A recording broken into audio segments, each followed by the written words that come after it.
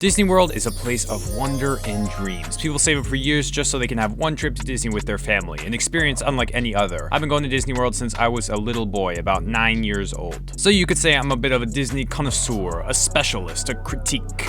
So believe me when I say that the crown jewel of Disney World is the Magic Kingdom, a park with so much to do, so much to see that it's like you're stepping onto another planet. But what if I were to tell you that the best Disney park wasn't the Magic Kingdom? What if I were to tell you that it isn't even at the Walt Disney World Resort, or in the United States for that matter? What if I were to tell you that the best Disney park was in Japan?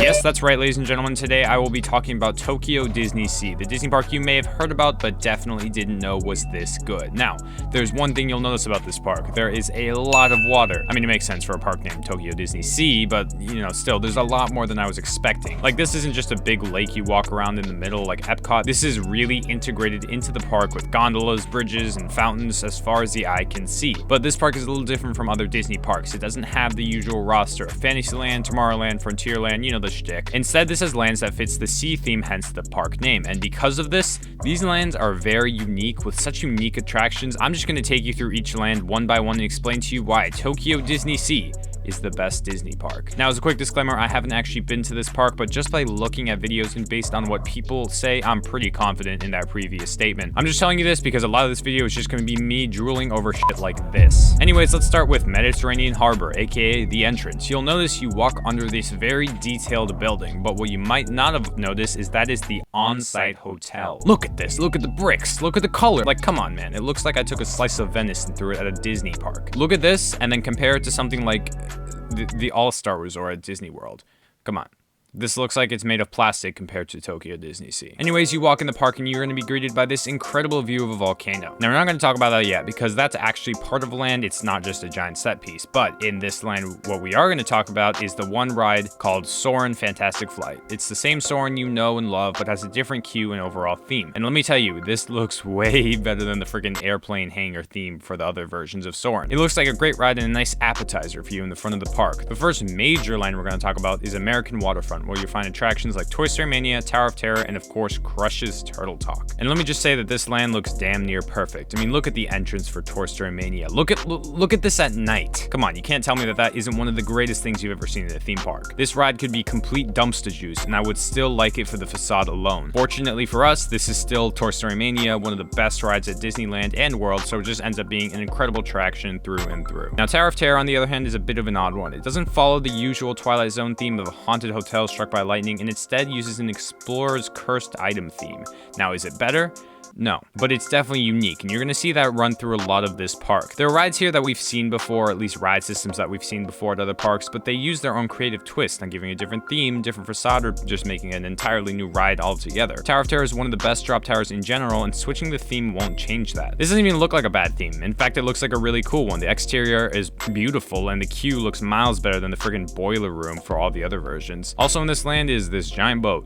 That's all I really have to say about it. It just kind of looks cool. Next, we're going to move on to Port Discovery. And something nice about this park is it basically makes a circle. It makes my life a lot easier for this video. In Port Discovery, you'll find Aquatopia, the electric trolley, and the Nemo Sea Rider. Now, the trolley is just a train that takes you to American Waterfront. It's nothing super special, but it's nice to have transportation options. This is a pretty big park, and historically, people get extremely tired at Disney parks, so it's nice to have other options besides just walking. But let's talk about Nemo. This is a simulator type ride, Universal style, and it's probably a dud. I mean, look at it. You're just in a box. But the other ride here is Aquatopia. This is a trackless dark ride system. I mean, it's definitely not a dark ride. If anything, it's a light ride because you're in broad daylight.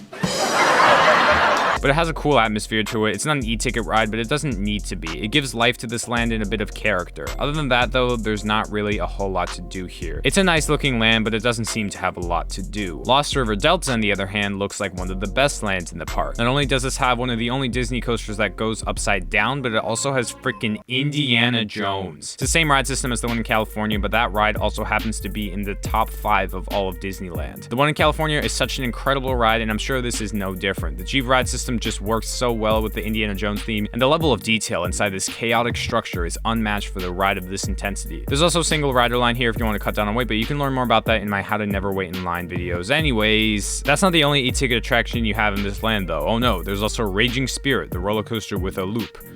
Ooh, And to be honest, this coaster looks alright. For a Disney coaster, it looks good, but my channel is literally called Coastoons. I've been on friggin' King the Ka for a comparison. The facade here, however, is really cool. I mean, just look at this freaking monument of theming here. There's fire on the steps, water streaming out of these statues' mouths. There's ruins everywhere, and you can see the coaster in the background as you approach it. It really is just a great visually looking ride, and while it may not be one of the most thrilling, it doesn't look bad. This also is one of the least watery out of all the lands. You're walking around and there's trees and nature and ruins everywhere. Yeah, you're up against a stream, but it's not like Port Discovery that's literally built around a lake. It's a nice change of pace from the rest of the wetlands around the park, and that theme is kind of continued in the next land with Arabian Coast. Again, you're built around a coast, but it's not really a major focus. The major focus here is the architecture. It's beautiful. Again, it looks like you took a slice out of an Arabian market and put it in Disney Park. The main attraction here is Sinbad's Storybook Voyage, which is a completely unique boat ride to this park. I don't really know the story, but the animatronics are some of the best that Imagineers have ever built. Like, look at this goofy ass Shrek giant. You can't tell me that's not cool. Other than that though, the land has a couple smaller kids rides with Jasmine's Carpets and the Caravan Carousel. But again, the best part about this land are the buildings. There are just so many little nooks and crannies sprinkled throughout, and that just add to the immersion. It's a really great looking land, and even though it's not stacked up with rides, I'm sure it'd be one that I'd spend a lot of time in. The next land is probably the most unique, but also probably the least interesting one. I'm not going to spend a lot of time on this because it's mostly a kiddie land, but this is Mermaid Lagoon. It's essentially an aerial land for little kids. There's a kiddie coaster, one of these hot air balloon rides, and teacups, but overall, it's the land I'd be least looking forward to visiting, and I'd probably not spend too much time in there. It is a well put together land. Like, it's not a cop-out for a kids area, but it's just that.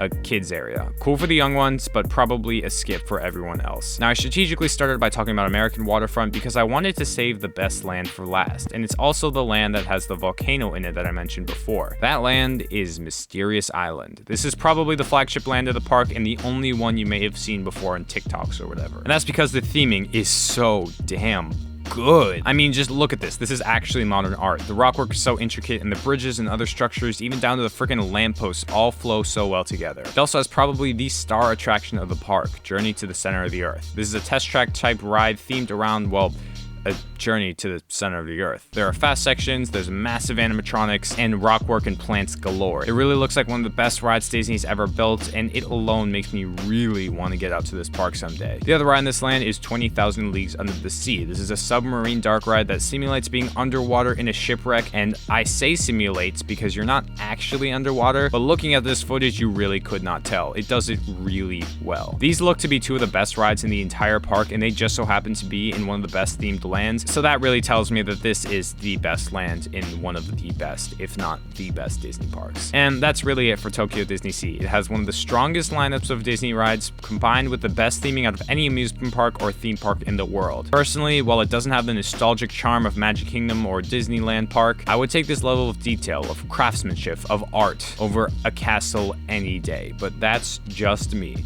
Let me know what you guys think in the comments below. Do you think this looks like the best Disney park, or do you prefer the more standard approach Walt Disney pioneered? Thank you guys so much for watching, and I will see you all in another video.